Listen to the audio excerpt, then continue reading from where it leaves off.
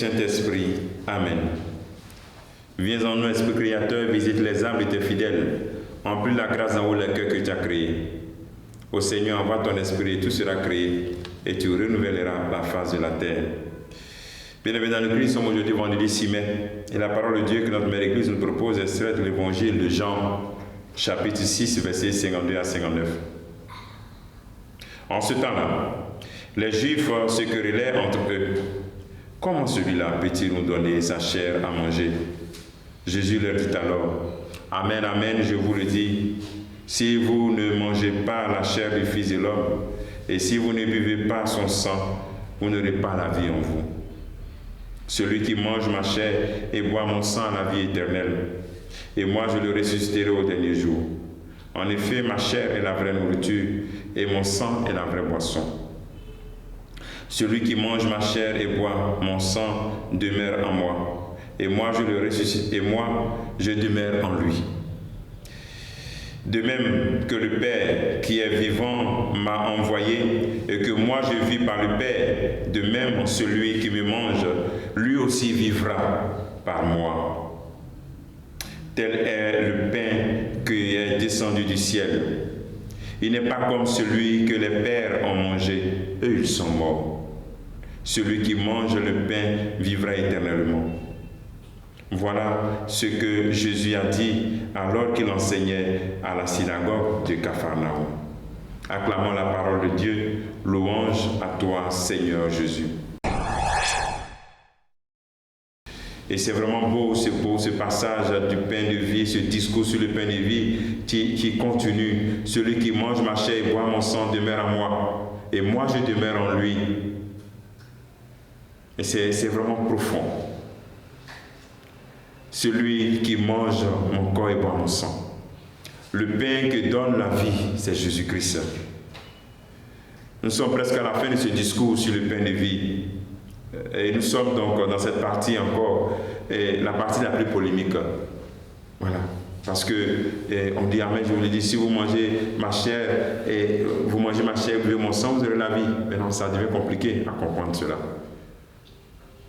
Manger la chair de Christ dans le contexte de la Pâque juive, c'est accepté comme le nouvel agneau pascal. Ici, c'est une leçon qui donne aussi aux Juifs. Jésus-Christ, c'est le nouvel agneau pascal. C'est l'agneau que les Juifs avaient l'habitude de sacrifier à la Pâque. Voilà, c'est maintenant Jésus-Christ. C'est cette leçon qu'il est en train de donner. Et c'est lui qui donne la vie. Il donne la vie pour nous. Ce qui donne la vie, ce n'est pas la célébration, la leçon qu'il a donnée aux Juifs, ce n'est pas la célébration de la manne qui s'est passée. Sinon, manger le nouveau pain qui est Jésus-Christ. L'agneau, le nouvel agneau que nous avons. Le Messie crucifié, le sang qui est versé, son sang nous sauve. Et la leçon qu'ils vont faire quand le Christ nous dit cela, la vie que nous avons, quand nous avons la vie, c'est parce que nous sommes en communion avec Jésus-Christ. La vie qui est l'expression vraiment de, il n'y a pas de découragement, il y a seulement de l'espérance, de la confiance, il n'y a pas de découragement. Et donc, celui qui demeure en communion avec le Christ vit donc, il vit vraiment. Et c'est ce qu'il a dit dans ce passage quand nous l'avons écouté. Celui qui mange ma chair et boit mon sang demeure en moi et moi je demeure en lui. Et que moi je vis par le Père, de même celui qui mange, celui qui me mange, lui aussi vivra par moi. On vit par le Christ. Et Paul l'a dit bien, ce n'est plus moi qui vis, c'est le Christ qui vit en moi. Es-tu capable en ce jour de dire cela aussi? Ce n'est plus moi qui vis, c'est le Christ qui vit en moi. J'ai tellement vu manger le Christ, sa parole, son corps, son sang. La leçon qu'il nous faut aussi, c'est que si le Christ, si nous vivons et que son sang nous sauve, nous devons invoquer son sang. Nous devons invoquer constamment son sang et communier au corps de Christ. Quelle nouvelle lumière de recevoir le corps de Christ. Quelle nouvelle lumière reçois-tu pour mieux vivre l'Eucharistie en ce jour, à travers cette parole que nous venons d'écouter. Comme je vis l'Eucharistie, comment je vis l'Eucharistie aujourd'hui dans ma vie. La leçon qu'on peut se poser en ce jour, est-ce que vraiment ta relation avec le Christ, depuis que tu es chrétien, tu sens que ta vie est plus belle, est plus agréable. Peut-être que tu n'as pas tout. Mais est-ce que tu sens cette paix intérieure? Est-ce que tu découvres Jésus-Christ vraiment ton meilleur ami?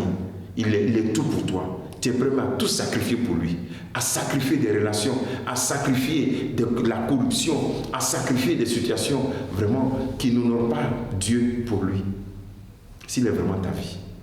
Que le Seigneur te bénisse, qu'il nous bénisse tous en ce jour et qu'il nous donne vraiment d'avoir faim de lui. Au nom du Père et du Fils et du Saint-Esprit. Amen.